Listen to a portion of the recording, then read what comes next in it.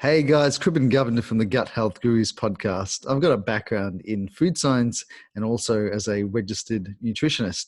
And today I've got a fascinating guy. His team reached out to us a couple of months ago and told us about Ron's work and his book. And Ron is a holistic dentist. He's an amazing author, podcaster. And this is the bit that caught my attention. The title of his book, A Life Less Stressed, the 5 Pillars of Health and Wellness. And stress is a huge deal for me because stress is one of the reasons why my life 8 years ago collapsed, and I found myself in an apartment on the verge of suicide. And it was stress, which was the driving factor that led to my own mental health struggles. And so when people talk about stress and stress in a way that we can actually address it, because a level of stress is good. But when stress becomes overwhelming, then that leads to a whole myriad of health issues. So I wanted to get Ron into the podcast to talk about this brilliant work, because dealing with stress in this modern environment where we are more stressed than ever before, we need guys like Ron to help us. So Ron, firstly, welcome to the show. Thank you, Krim. Thanks for having me. That's quite an intro. I'm really looking forward to meeting this guy. No, that's quite a story you told, not an unusual one, actually, but thank you for having me. My absolute pleasure. And Ron, what I like to do at the start of every show is to get it straight from the horse's mouth. Who is Ron Ehrlich? Wow. Well, I mean, I have been in practice. I'm a holistic dentist, and I've been in practice for almost 40 years now. It's rather humbling to say that. And in that time, I would have been interested in this more holistic view of healthcare for the last 38 or so of those years. I got into the most common question is, what's a holistic dentist? And essentially, I think it's a dentist. We do the same as other dentists, but we're a dentist with attitude. And the attitude is that we recognize that the mouth is connected. The mouth we work on, the mouth we spend almost all of our professional time focusing on, like other dentists, is connected to a person. And that person has a digestive system, has a respiratory system, an immune system, and a lot of what a musculoskeletal system and your nervous system.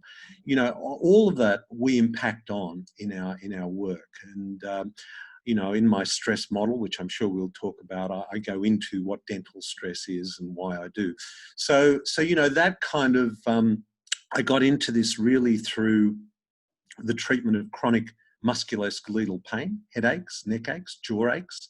It used to be in the early 80s referred to as temporomandibular joint dysfunction. Temporomandibular is your jaw joints. And in about 1983, I was attending many courses over the last 40 years. But in 1983, I attended one in America, particularly, which struck a note with me, and it talked about stress. And it provided me with a model of stress that I have followed since that time. I believe it's a model that asks all the right questions, and it's been part of my professional and personal journey since that time. Now, you know, I've written a book called A Life Less Stressed. I have to always qualify that as saying the book is not autobiographical, it's aspirational for me now more than ever.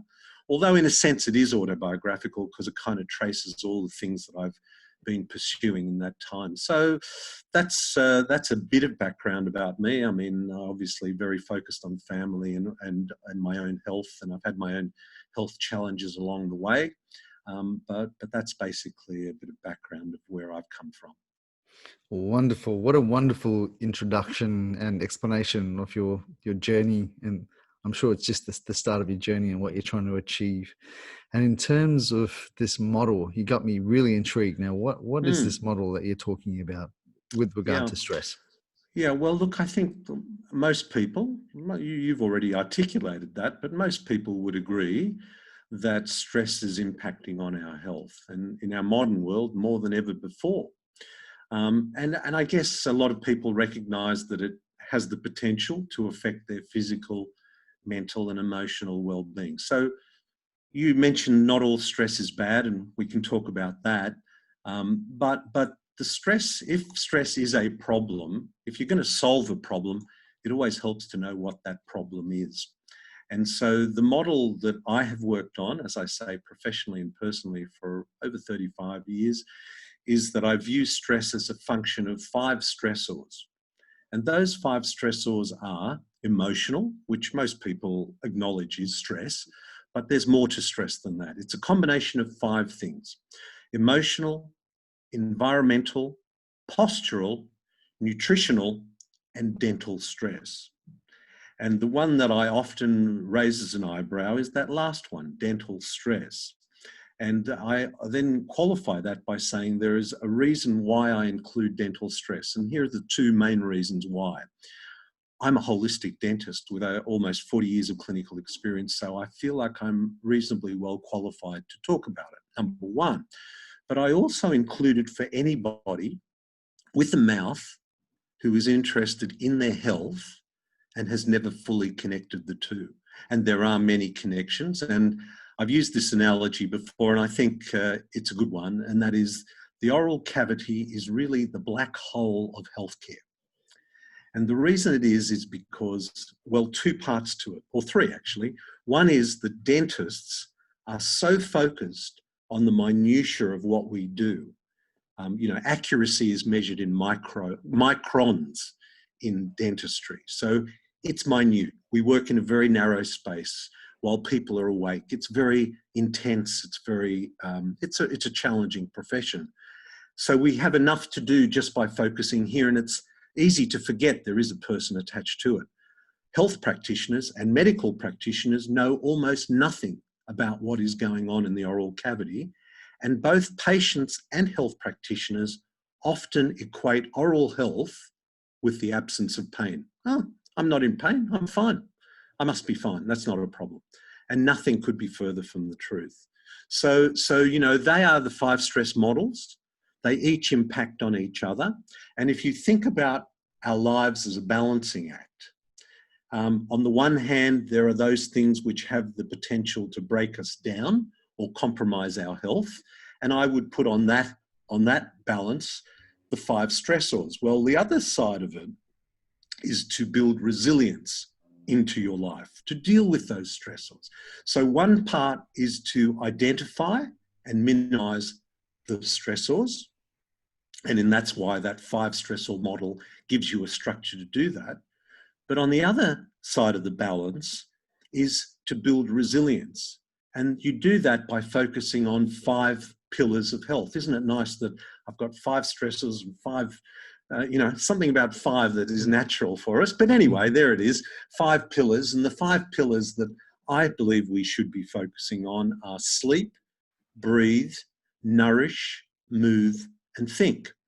And in between that, so if you imagine that balancing, that seesaw of stress and pillars of health, the fulcrum is really about our genetics and our epigenetics. Mm-hmm. Because there are a lot of common denominators running through a lot of chronic diseases, a lot of these diseases that we see, like heart disease, cancer, autoimmune conditions, diabetes. A lot of them have a lot in common.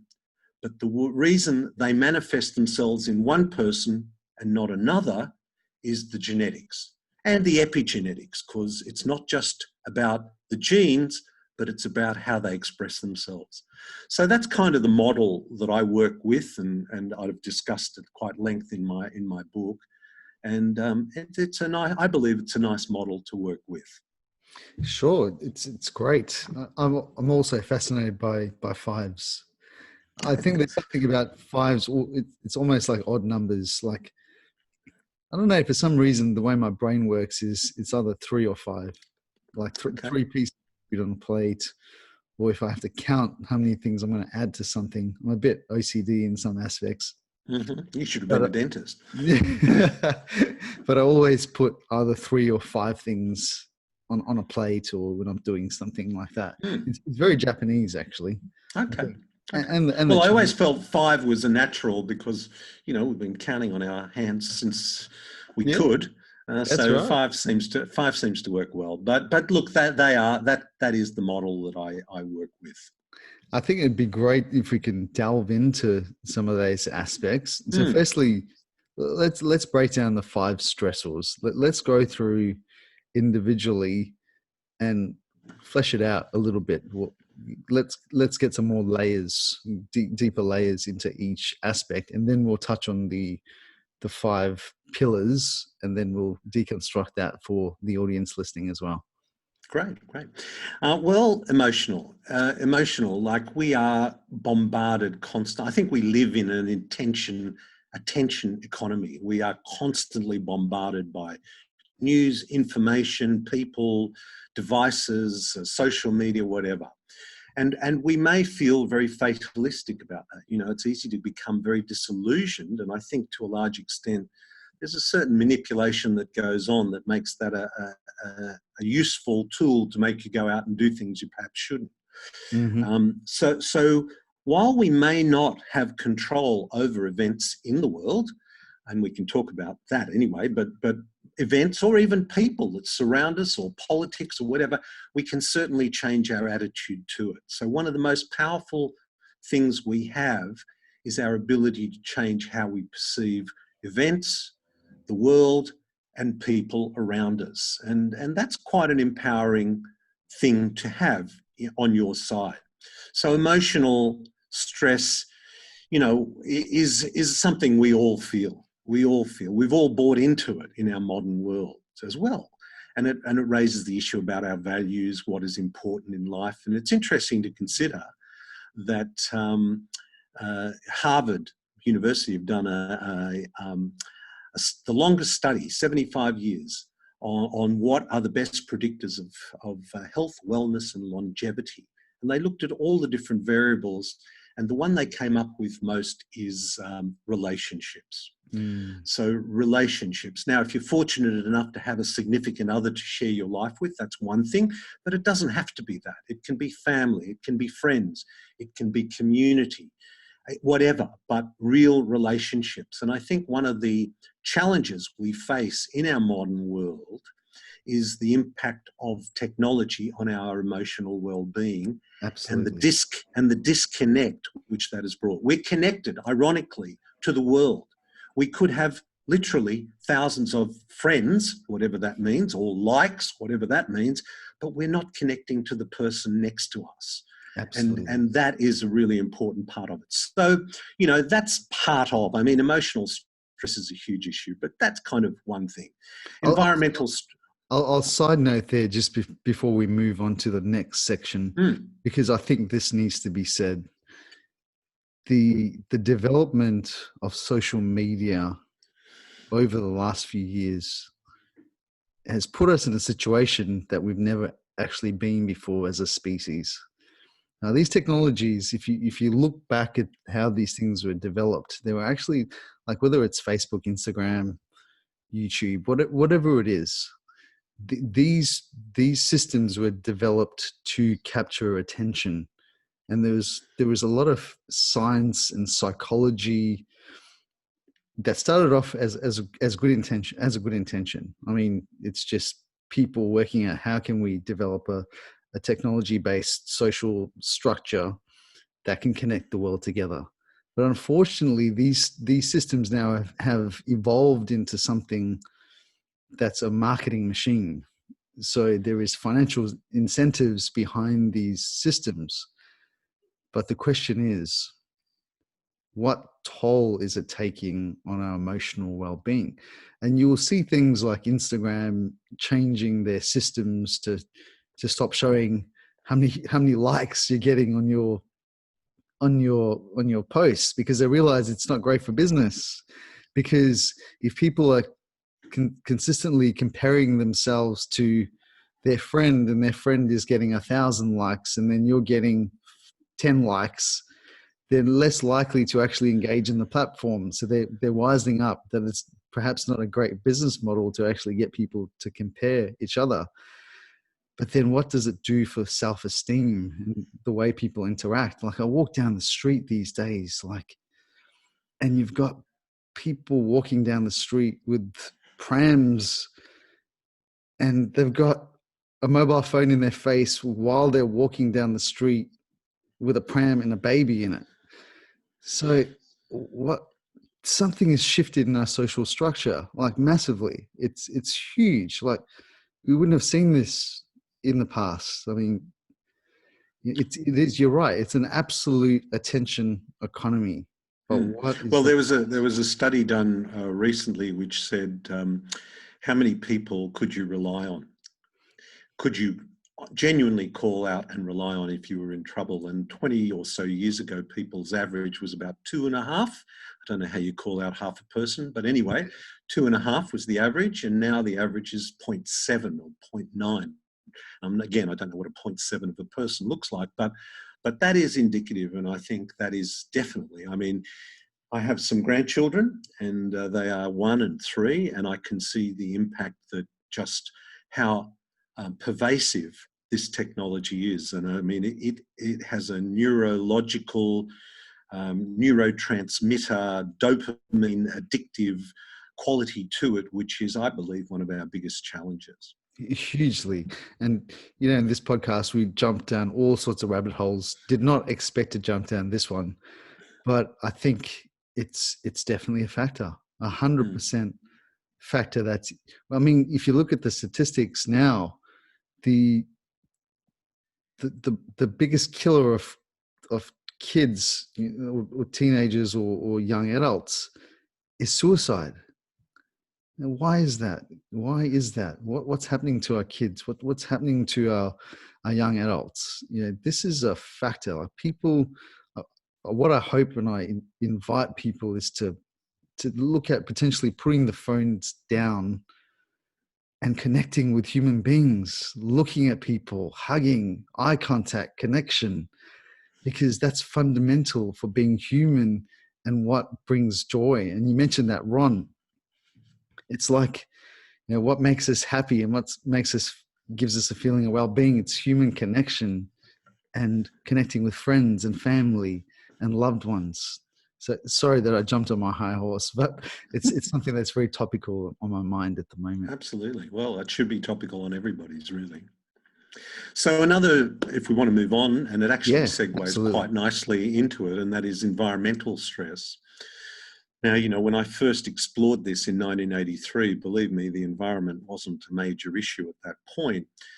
But it obviously has become a major one, and we are literally exposed to tens of thousands of chemicals on a daily basis. And we make this assumption that if it's on the shelf, if it's for sale, that it has been approved, it's been tested, and everything should be fine. Well, actually, the reality, and this is a story that is very easy to miss, but once you hear it, it's very difficult to ignore. I would estimate, the science tells us that less than 10% of those chemicals, I mean, a small fraction, in fact, of those chemicals have been tested to any degree. And when they have been tested, they've been tested one chemical at a time over a limited period of time, maybe 6 weeks, 8 weeks, maybe 2 or 3 months, and usually tested on a university student or a young adult who has volunteered for the test. Well, of course, that's not the way chemicals are delivered to us. They are delivered to us in combinations. And if you gave one chemical, let's say a toxic value of 1, and you gave another chemical a toxic value of 1, when you add 1 and 1 together, it's not a linear relationship. It doesn't mean 1 and 1 equals 2. 1 and 1 might equal 10. When you combine chemicals, they multiply in their toxicity and their effect. And we're not exposed to them for only 6 or 8 or 10 weeks.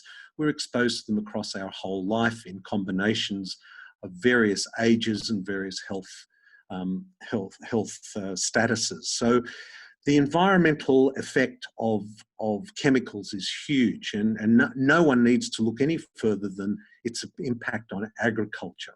We've taken a very adversarial approach. Now, you know, this is about gut microbiome, but, you know, and we can talk about soil, we can talk about gut microbiome, we can talk about oral microbiome, we can talk about soil microbiome, and there are important connections between each of those. Absolutely. But the thing they have in common is we have taken, as a species, a very adversarial approach to the microbes. Yes. We think being antimicrobial, being clean has been our goal. We need pesticides, we need herbicides, we need fungicides, we need antibiotics, we need to keep everything 99.9% microbial free. I mean, so the impact of chemicals on our environment has been huge. The degradation of our soil that we grow our nutrient-dense foods in, or we hope they're nutrient-dense, is huge.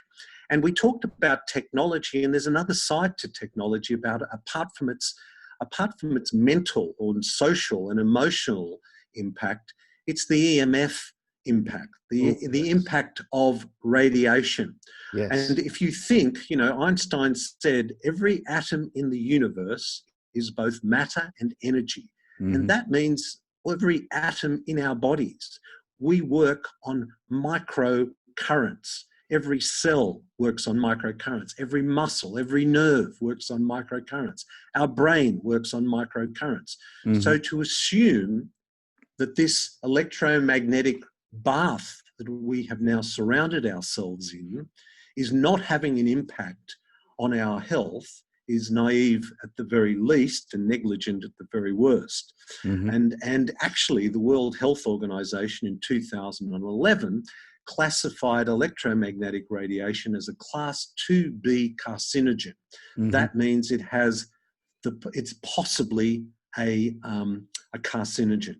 And at class 2A is a probable carcinogen, and the class 1 is a carcinogen. So wow. In 2011, you know, Wi-Fi radiation was classified as a carcinogen. So, you know, we have chemicals, we have soil degradation, we have air pollution, we have water pollution, we have plastics throughout the ocean, we have endocrine disruptors, we have, you know, this is a story that is, as I said, very easy to miss, but once you hear it, very difficult to ignore. And again, one could throw your hands up and go, oh my God, what more can I do? This is hopeless. And the point of my book and the point of my podcast and the point of almost everything I do is to empower people to go, no, don't say that. You know, you have control. And if you make informed decisions, the good news is that you can reduce your exposure to chemicals and radiation to some degree, but both by 80 or 90%. You can have a huge impact on. Keep going. I'm going to side note a little bit there on the EMF because this is a very important point that most people miss. So EMFs, 100% agree. Whether it's your Wi-Fi radiation, whether it's your Bluetooths, it's almost like if you're sitting in an office and you got the Bluetooth on, these frequencies are the same as a microwave oven. So it's like sitting in a low dose microwave oven 24/7. Like how many people actually think about turning their Wi-Fi off at night? Probably not many. The extent that my firm have actually gone to is we've gotten rid of Wi-Fi altogether. Everything is hardwired in my environment. And with Wi-Fi radiation, it's very, very important for children because their nerves are not fully myelinated yet. So they are the segments of our population that are the most affected by Wi-Fi radiation and EMF frequencies. So that is such a great point for people to note. Well, again, you mentioned this in the emotional stress. I mean, this is a story about kids in particular, because kids, whether you have them or not, they are important because they are the canaries in the coal mine. Yes. By that, I mean, I said that the other day and somebody said, what do you mean by canary? What does canary in a coal mine do? Well, they used to put a canary down in the bird cage in the coal mine to check the air in that coal mine. And if the canary died, people wouldn't go down into the mine. So that's the metaphor, just to explain it. I love that. Maybe, anyway, canary in the coal mine. I said it as though, oh, everybody knows what a canary in a coal mine is. Okay, there it is. That's the explanation. But kids are the canaries in the coal mine. They are more vulnerable. And you know, when they hold a mobile phone up to their head, because their heads are smaller, their bones are not as dense, the penetration of Wi-Fi radiation, the studies have been done on this. I've got it in my book. The studies have been done, penetrate far deeper. So you know, yes, that is a problem. You know, it's a problem with kids. I think the other canary in the coal mine, a couple of things that come to mind. On a macro level, it's the gut, because the gut cells turn around like 4 days or something like that. You've got essentially a new lining. The other canary is the mitochondria, because mitochondria are the science is suggesting that they're endosymbiotic, ancient, archaea, which is an old form of microbe. So all these environmental toxicity, the most micro thing we can go into quantum, but aside from going into the quantum mechanics of it, I think mitochondria are the ones that are actually probably the most susceptible to all these toxicities, whether it's EMFs, whether it's antibiotics, whether it's pesticides, chemicals, endocrine disruptors. A lot of it's going to lead to mitochondrial damage, which is a big deal when you consider that these are energy producers. Exactly. No, I mean, that's a whole other story, mitochondrial function. And yeah, that is a big one. And that's an interesting, we could go down another rabbit hole here about synergy versus the survival of the fittest. This is a whole story about, I never thought of evolution as a political or economic construct, but it turns out that it is, because survival of the fittest is a great metaphor for the way our economy and our political system is. It kind of almost justifies it, doesn't it? The successful company will survive. You know, I earn more than you do, aren't I great, etc., etc. But actually, evolution is about synergy. Evolution is about synergy. In fact, a cell is about synergy. For a cell to work well, all the components in that cell need to work well. And when two cells came together to form a multi-celled organism, that was synergy. Working together is a much more profound statement of evolution than survival of the fittest. And it's philosophically a very different way of looking at the world. Yes, I love that. I love that concept from thinking, well, that capitalistic ideology versus something that's a lot more collaborative. And isn't it interesting that it's manifest at the very smallest units of life, which is so fascinating. And I think we have an important, well, I think, you know, that's an important lesson for us to learn as a society. You know, synergy, enabling nature rather than trying to dominate nature is a pretty good way to go. I reckon. I think you're onto something there, Ron. Thanks. Yeah, Where should we so go that's next? environmental stress is obviously a huge one, but the important one there is that you do have control. You do have control. So just with emotional stress, you have control over your attitude to things, and you know, that's easier said than done. I know that, but that's why building resilience is so important. You know, we'll get onto that. How do you change your attitude? Well, you've got to build resilience. You've got to eliminate the other stressors and build resilience. Emotional, environmental. Okay, postural. Well, postural. Here we are, cribbing, sitting, talking to each other, and let's face it, a lot of us sit a lot and too much. And usually at my desk, this is a standing desk, and I usually do stand, and that makes a big difference. But movement is important. You know, so the way we move is important. And in fact, sitting is referred to now as the new smoking. You know, it's a problem. Postural stress. And the liberating thing here is that you don't really have to do too much to make a difference. But postural stress I include in that, not just our sitting, not just the way we sit, but also how we carry our head on our shoulders. I mean, that was quite a big deal some millions of years ago when our ancestors got up on two legs. But it created this challenge for us to balance this 4 or 5 kilo, 10-pound bowling ball on a spine. And if we have good alignment, that's a good thing. But if we don't, if we have a head forward posture when we walk, or we tilt or one way or another, that can have implications. And chronic musculoskeletal problems are a major problem. The way we sleep, people don't give a lot of thought to posture when they sleep, but sleeping posture is critically important. Stomach sleeping sleeping on your stomach is the worst thing. Yes. A lot of people have chronic musculoskeletal back problems, headaches.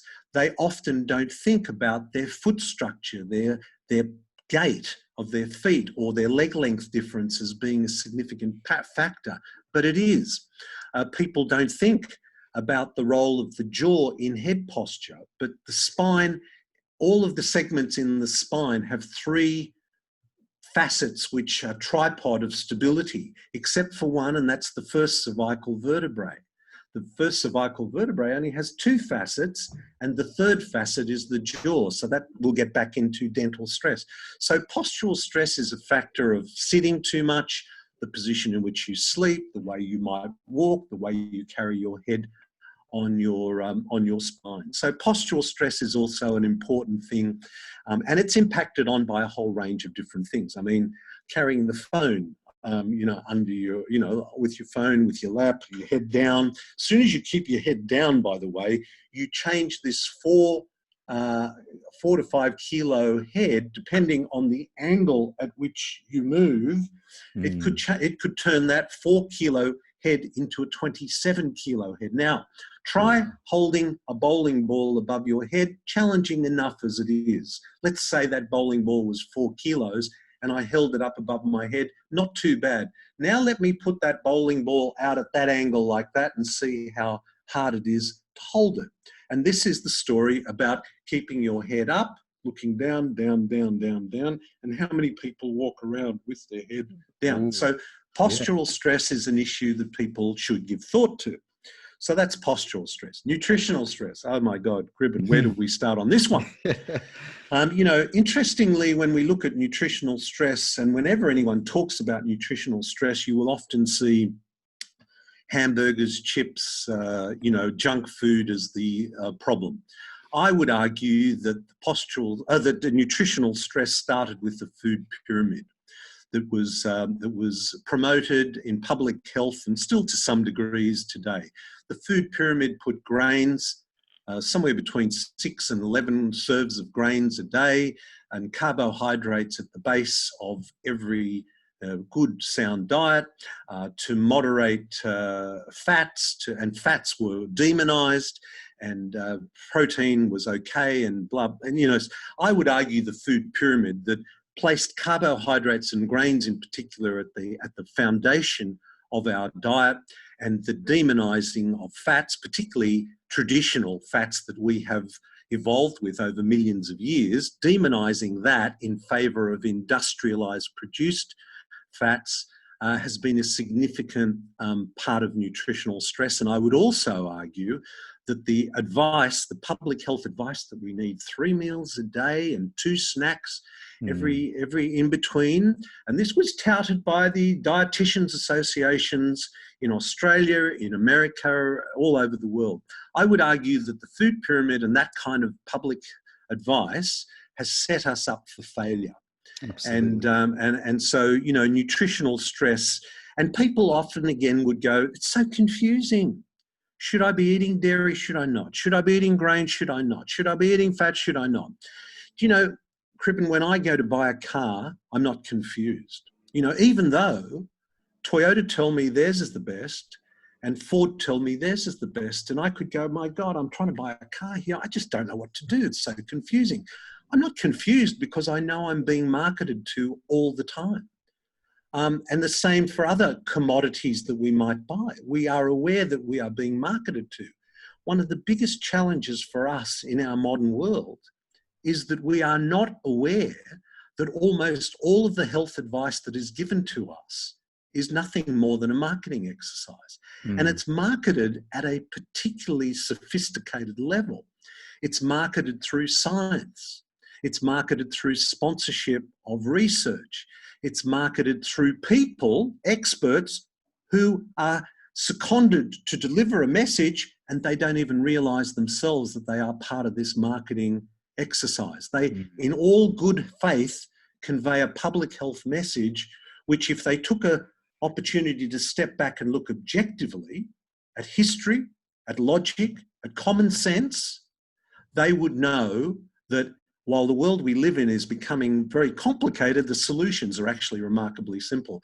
So nutritional stress is confusing because it's a reflection of a very sophisticated marketing exercise that's gone on in the chemical, food and pharmaceutical industry. And our health in our modern world speaks for itself. So that's nutritional stress in a nutshell, but we could talk at length about any one of those things. I'll side note there a little bit, because this is a very important area. This is your show. Because you're absolutely right. I mean, I don't blame the people. I mean, it's the system. It's the way the system is.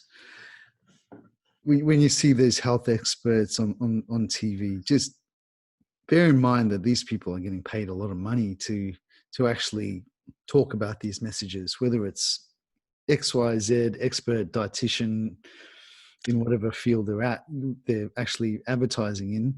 Just bear in mind there is a strategic imperative from the company that's actually sponsoring that message.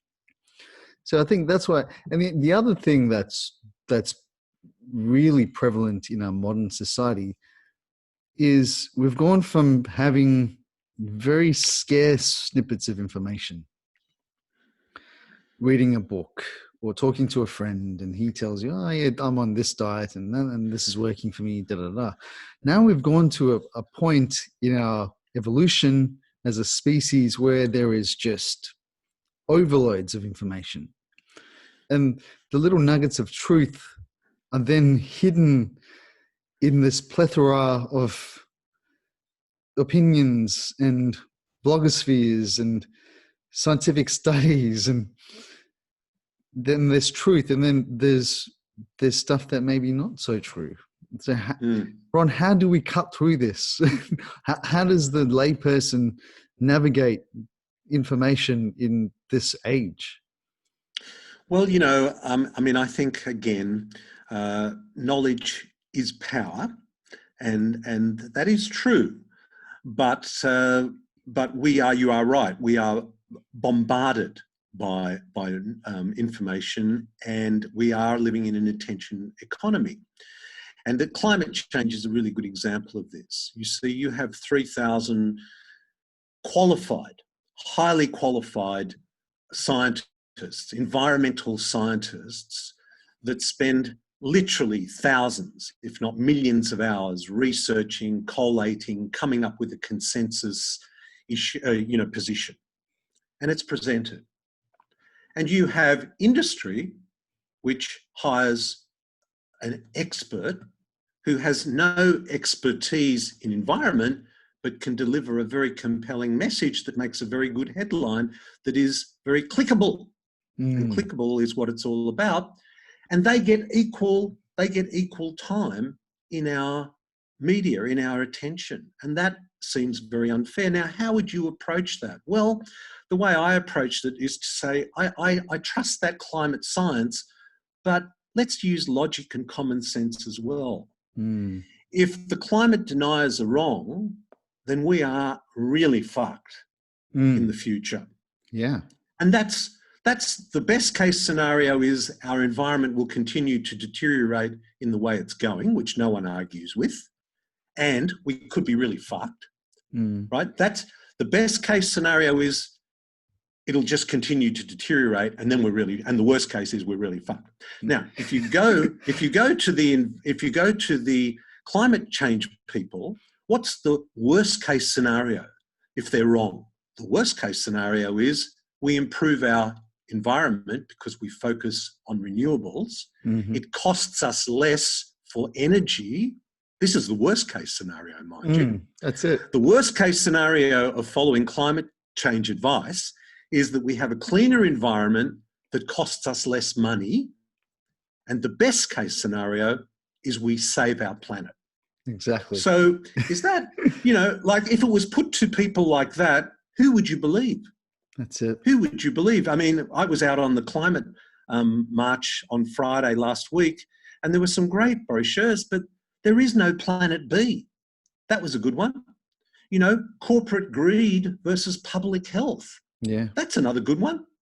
I Best case scenario, worst case scenario. Think about it logically. It's not confusing. Yeah. It's just if you allow it to bombard you, take a step back, think clearly. I agree That's with how you. I would navigate it. I absolutely agree with you. A lot of it is logic. You're thinking about it logically, and I think the scientific method has worked incredibly well. It's not perfect by any stretch of the imagination, but when these scientists form consensuses, I think that's the best we have in that given moment in time. And the scientific method will challenge those hypotheses, and eventually things might change. It might move and evolve, but that's science. And initially we thought the earth was flat, and then we figured out it's round. And that's a similar metaphor. We don't know everything. As a scientist, when you look through these studies and you think, man, we know nothing. Our level of understanding is so infinitesimal that it's totally egotistical to think that we know anything. We really know nothing. So at this given point in time, all we can do is really trust in our scientists out there as a consensus, because there'll be good ones, there'll be bad ones. There's a peer review process, and bad science eventually will come to light. So I agree with you 100%. Ron, that's all we have, unless you can suggest anything. No. That's look, and hey, look, anybody who knows anything will agree that the more you learn, the more you realize you don't know. Yeah, absolutely. I mean, that's what makes life interesting, I think. And I love Feynman's quote that if you can't make something, you don't understand it. Yeah. And we can't create life. Yeah. Anyway, that is, another big one. So that was postural stress, and of course the last of the stresses. And listen, although I list this in the book linearly, they are not linear. Environment affects emotion. Emotion affects posture. Dental stress affects, so they're interconnected. So dental stress.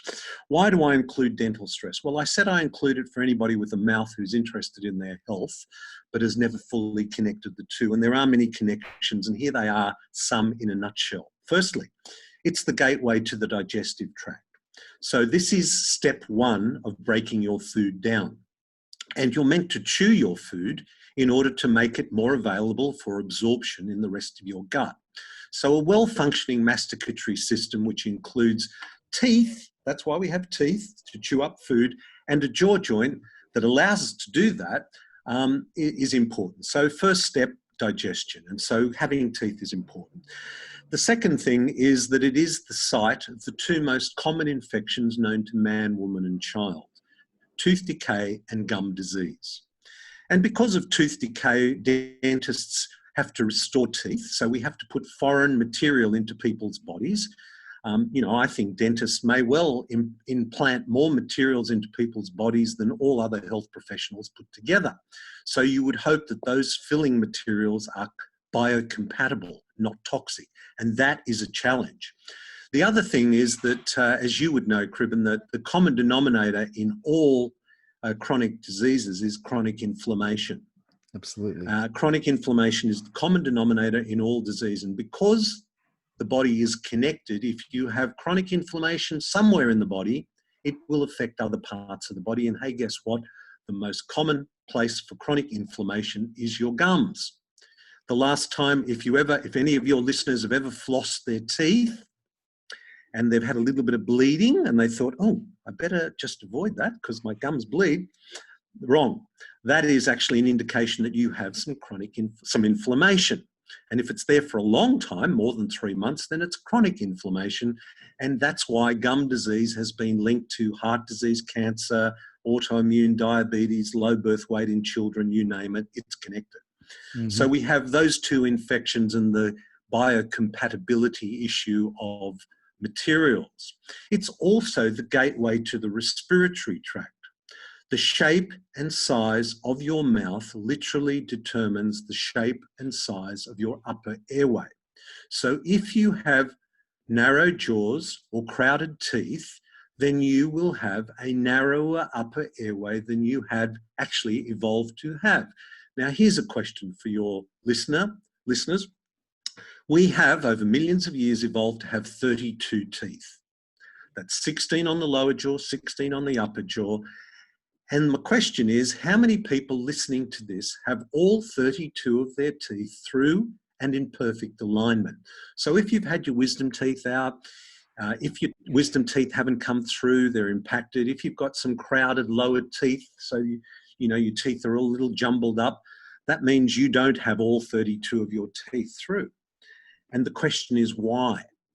And the answer to that question is that the shape and size of your mouth is determined by the nutrient-dense diet of your parents from before the time of conception.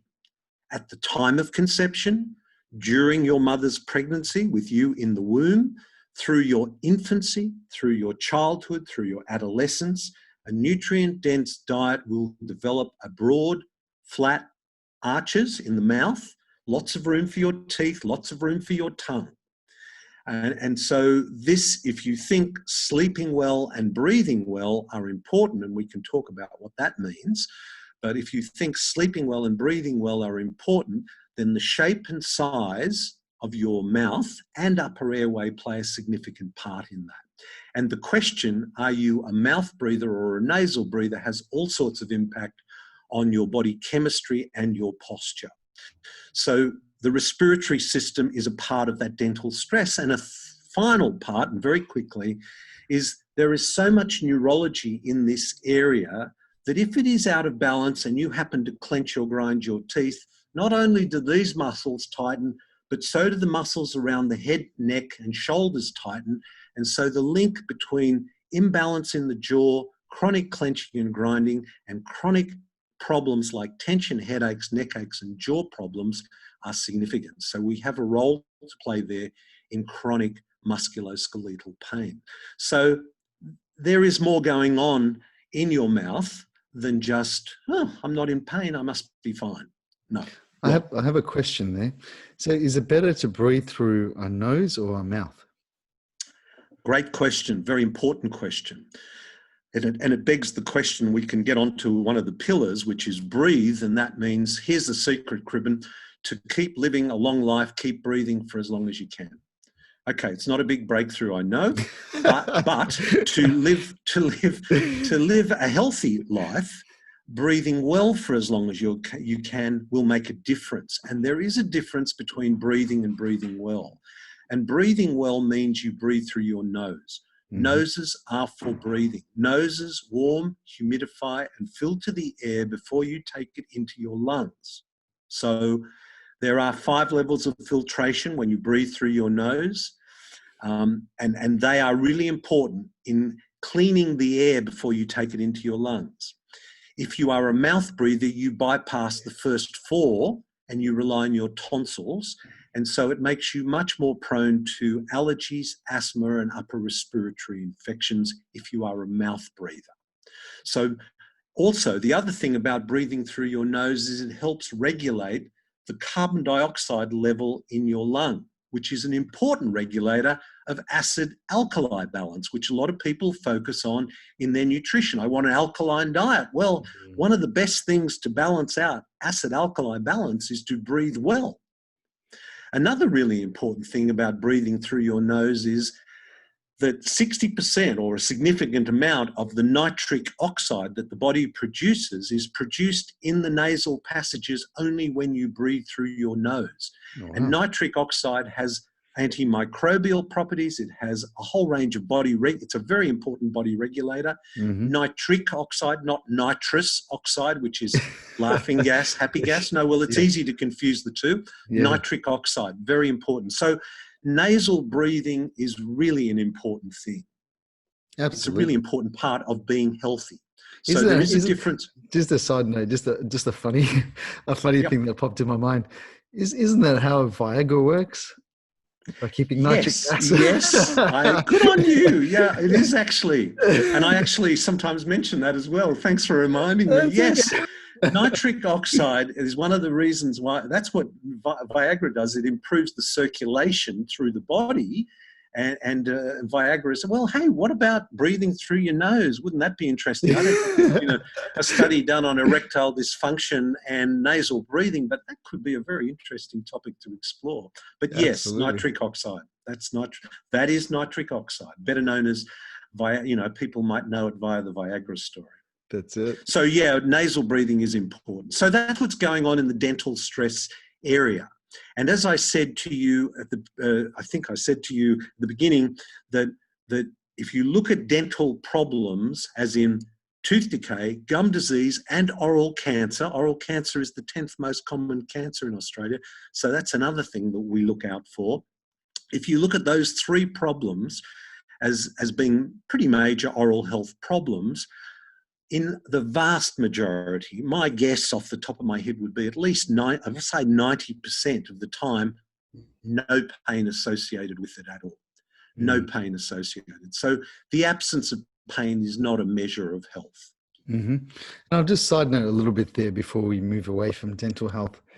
And most people don't think about this. The mouth is the start of the gut. So we spoke about this a little bit offline before we jumped onto the podcast, but there is billions and billions of bacteria in the mouth. So the state of your oral health or your mouth microbiome is then going to facilitate these organisms moving lower into the small intestine, and then potentially, if they can survive the process, into the lower part of the intestines. So I think it's absolutely fundamental, and it's a great place to start by just having good oral hygiene, just to make sure that this microbiome is optimized, because a lot of people want to look at probiotics and adding all these beneficial bacteria or fermented foods, or all these other things. But think about this. You're swallowing billions of bacteria. So how about you get the type of bacteria right in the mouth? And so if you're having gum disease, if you're having inflammation, if you've got bad breath, these are all potential warning bells that the mouth microbiome is not right. So what's your thoughts on that? Well, I think you raise a couple of really important points here, and that is about listening to your body. The body does send us messages each and every day, and bad breath, bleeding gums, tooth decay. I mean, you think about it. If the hardest part of your body, tooth enamel, when they dig up skeletons that are millions of years old, what survives? A tooth.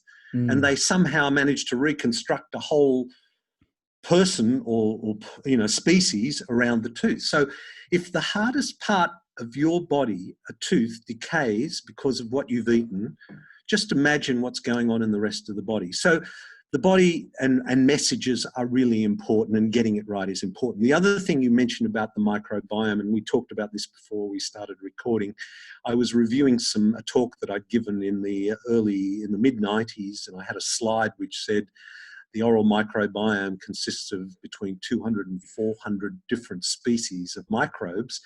And then I fast forwarded to 20 years to one that I'd given about a year or two ago and said 700 species of microbiome. And then I read another study which listed 1,400. So the key, and this is what I think is the similarity between gut, oral microbiome, and soil microbiome.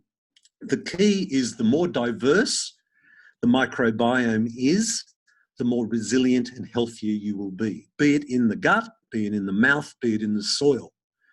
And soil microbiome are really important to deliver nutrient-dense foods. You know, we can grow food with superphosphate. It can look terrific, but it's not nutrient-dense.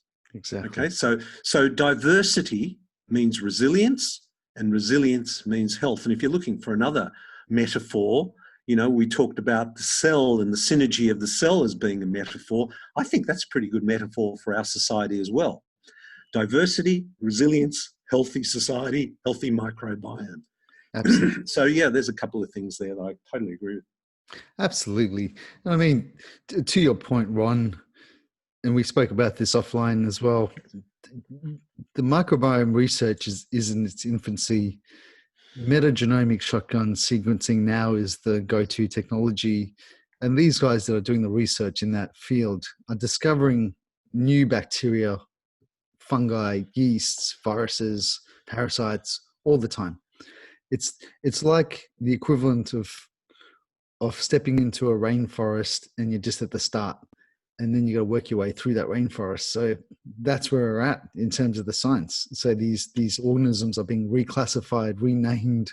They're finding new ones. It's an extremely exciting field, and I'm really interested to see where it's going.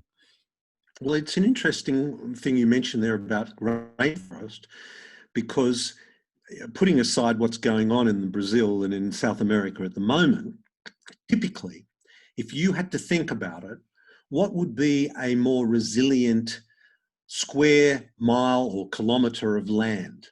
A rainforest or a wheat field? A wheat field is monocrop, relying on fertilizers and pesticides and da-da-da-da-da-da-da. But if it doesn't rain, drought comes very quickly and it is destroyed. Soil is eroded. But with the diversity in a rainforest, it's more resilient and it's much healthier for not just its own environment, but the whole environment and for us as individuals. So this is a great metaphor. The rainforest metaphor for diversity and resilience is a good one. And talk about common sense. Common sense. It's yeah. not complicated. It's not complicated. Exactly. Yeah. What's next, Ron? Well, you know, then the other side of the balance is the 5 pillars. And the 5 pillars, you know, so again, going back, identifying environmental stressors, identifying postural stressors, identifying nutritional stressors, identifying dental stressors, emotional stressors, and minimizing what you have control over, what you can. That's a good thing. But the other side of it is to focus, okay, so then what do you do? Once you've minimized, there's more to do, and that is to build resilience. Because I think if you've got one goal in life, I think it's to fulfill your potential as a human being. And if you're going to, whatever that means, family, partner, business, community, you know, whatever. So in order to fulfill your potential, being healthy is a pretty good goal to set yourself. And I think if you're going to approach that, focusing on 5 things is useful. Sleep. We've touched on breathing, and breathing well is about nasal breathing. It's about breathing slowly at around 8 to 12 breaths per minute. It's about breathing from the diaphragm, because if you've got a set of lungs, you may as well use it all. And breathing from the diaphragm means you are using it all. And when you breathe through your diaphragm, that thin sheet of muscle that sits under the lungs, every time you breathe 8 to 12 times per minute, you're also massaging your internal organs with that muscle. And it also has really profound impact on pelvic floor, which for women after childbirth is important, and for men as we get older is also important. So there's so many good reasons for breathing well. So that's that. Sleep. To me, sleep is your built-in, non-negotiable life support system. I mean, if you're not taking sleep seriously, you're not taking your health seriously, and you are missing out on the cheapest form of making a difference to your life, mentally, physically, and emotionally, that there is.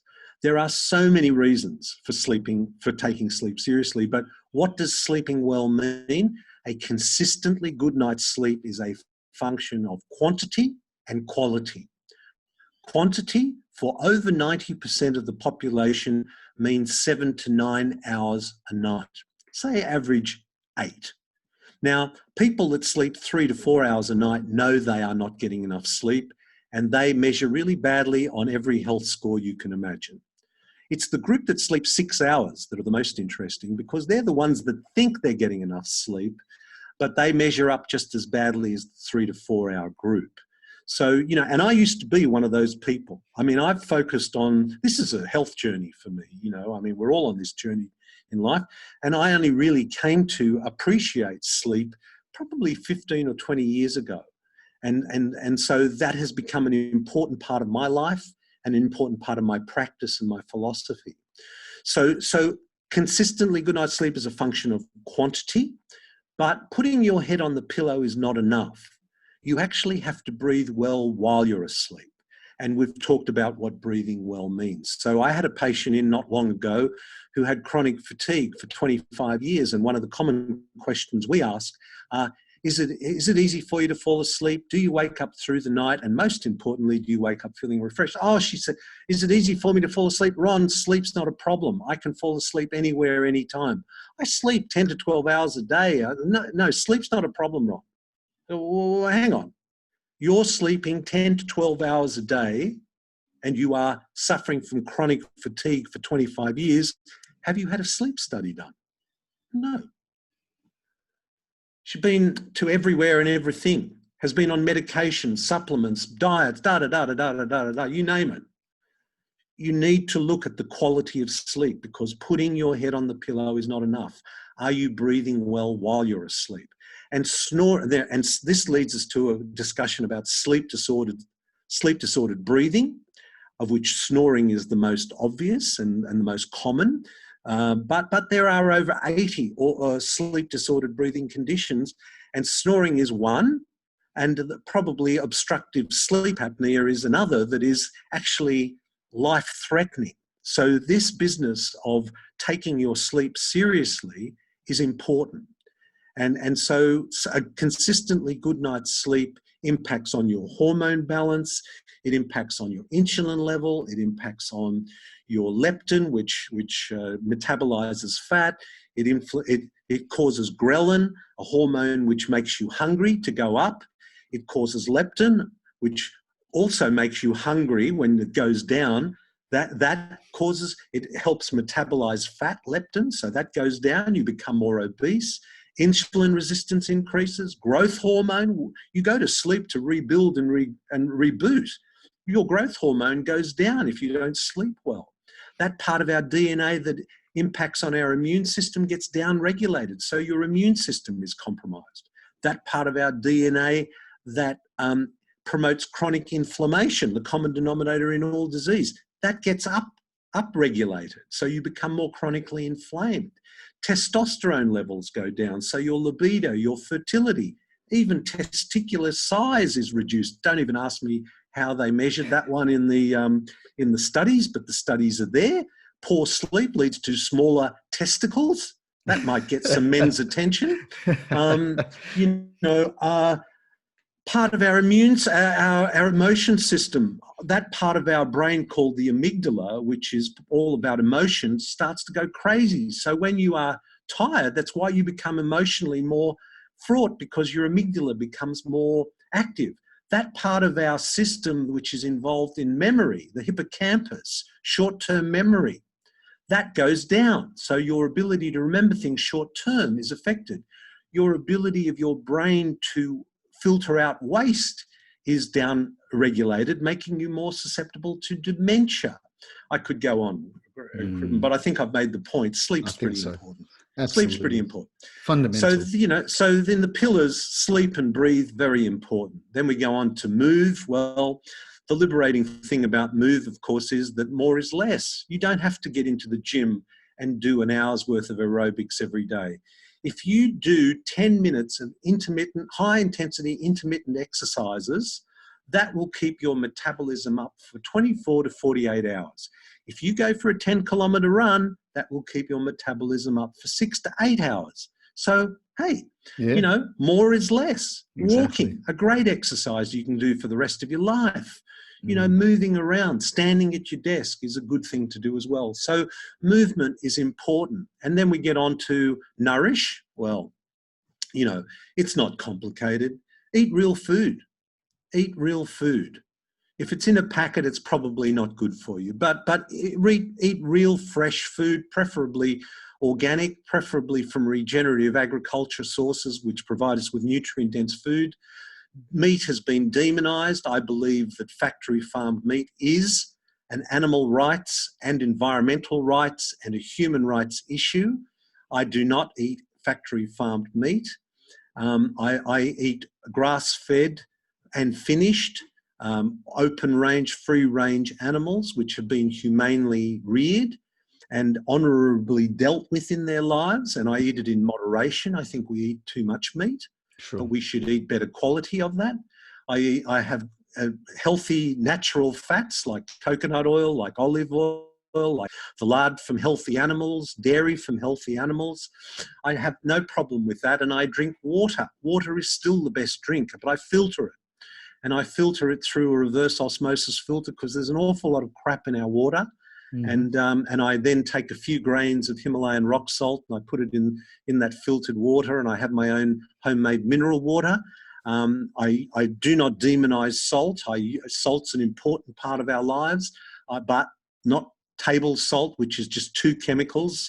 It is Himalayan rock salt or Celtic sea salt. I have a little bit of an issue with what goes on in the ocean. And I'm not a big seafood eater. I really try and steer away from that. I do love oysters and I occasionally have them. And I occasionally do have seafood. I joked with my daughters and I thought, I love fish and chips. I got to admit I love fish and chips occasionally. Somehow I think the beer batter neutralizes all of the toxicity and plastics in seafood. And my patient looked at me and go, really? And I go, no, that's not true. But it makes me feel better. It makes me feel better. But I very rarely eat seafood, very rarely. And I don't include it in a healthy diet for 2 reasons. One, sustainability. We have raped and pillaged the oceans to the point that we've reduced fish stocks by 90%. And even if we do have fish out on the open, the toxicity, the plastics, the heavy metals in the oceans are affecting, I used to be focused on heavy metals, mercury being in the biggest seafood, and I used to say sardines were a really good source of seafood because they're lower on the food chain, anchovies, sardines, that kind of smaller fish. But even the smaller fish have got plastic. So seafood is a problem. So nutrient. And the other thing that has been a real revelation for me, and we touched on it initially, and that is that this advice of 3 meals a day and 2 snacks. I mean, in human history, when did we ever eat 3 meals a day and 2 snacks? In fact, if we got 1 meal a day, we did well. And we may have gone times without eating anything. And so this idea of time-restricted eating and intermittent fasting, I mean, does it get any cheaper than that? Yeah. I mean, what does intermittent fasting and time-restricted eating cost you? Nothing. It actually costs you nothing. And yet you're saving money, and yet it may have the most profound effect on your insulin levels. That the lower the insulin, the better, right across the board. Doesn't matter whether you're talking about diabetes, heart disease, cancer, autoimmune. The lower the insulin levels, the better. And there's this thing called autophagy, which is the body tidying up weak cells, dead cells.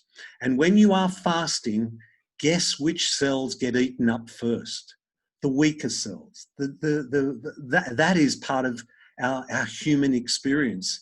But to go from a low-fat diet, here's a word of warning, I'm sure your listeners know this, but to go from a low-fat diet to intermittent fasting is not the way to go. You will be very hungry. What you need to transition is for a few weeks, to go into a low-carb diet, which means different things to different people. But to me, the average and sustainable level for low carb is around 70 grams of carbohydrates a day. That's very doable. I know there are a lot of people doing 20 and 50 grams, and good luck to them. But some of the literature you read talks about, low carb diet is no more effective than high carb diet. And they're talking about 200 grams of carbs a day, and that is not low carb diet. So transition into intermittent, time-restricted eating and incorporate some fasting into your Nourish, and that's a good thing. And then that leads us into the last pillar, which is think. And, you know, when you've had a good night's sleep, when you're moving, when you're eating well, it's a really good time to start having a little bit better control over what you think. And this goes back to the emotional stress thing, because you've set resilience, you've put resilience into the system. But there's a wonderful model that I use in the think process, and that is, and it's from the work of Martin Seligman, who is the pioneer of positive psychology in America. And he has what's called the PERMAH model, PERMA. And recently he's added another letter which I'll add. P stands for being positive, because that makes a big difference. You know, if you have negative thoughts, that's chemicals which are being produced in your body, which attach to your cell membranes and cause your genes to express themselves in a positive or negative way. So being positive is important. Are you engaged in what you do or the relationships that you have? That's the E. Remember, P-E, engagement is the E. R is relationships, and we talked about that at the beginning. Relationships, real relationships are the key. M refers to meaning. Is there meaning in what you do in your life? Or is your work a pointless exercise that you feel frustrated with? Or, you know, meaning is important in our work and in our personal life. The A stands for acknowledge or accomplishments. Are you being acknowledged? Are you accomplishing whatever it is that's important to you? And more recently, he's included H, which stands for health, because I think he's realized that without health, it's a bit hard to be PERMA in how you assess how you think about things. So, you know, that's given you kind of an overview of the 5 stressors and the 5 pillars. And the first part of the book is really about why public health messages are so confusing and contradictory, and the role of the food and pharmaceutical industry in all levels of healthcare. And the conclusion at the end of the first part is the best person to take control of my own health is me. Mm-hmm. And that's what I'm going to do. So that's kind of an overview of where I'm coming from. Wonderful. And Ron, we're pretty much coming up to time, and I want to be respectful of your other sort of ventures in your practice. So how about we start to wrap? Firstly, I highly encourage people grab a copy of the book, because I think we just really scratched the surface, and there'd be so much value in picking up a copy of A Life Less Stressed.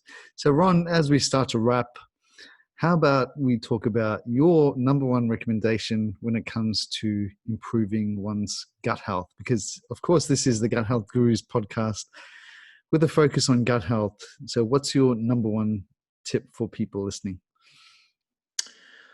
Look, I think the overriding tip is you take control of your own health and listen to your body. Your body sends you messages each and every day.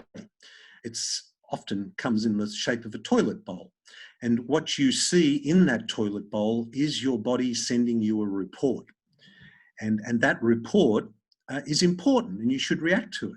So I think, and your skin is another report card, because 80%, at least 80% of skin conditions are a reflection of poor digestion. So, you know, how are you thinking? How are you feeling? Gut feeling. So I think listening to your body and taking control is a really important message. And that would be my main message. What a wonderful message.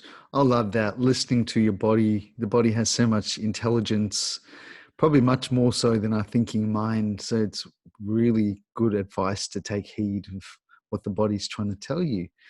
And so people who have listened to this podcast, they're fascinated about the things you're talking about, as I have been totally blown away. So thank you so much. And they want to reach out to you or work with you in your practice or connect with you on social media. How do people find you, Ron? Well, they can go onto my website, which is drronehrlich.com, and that's DRRONEHRLICH.com.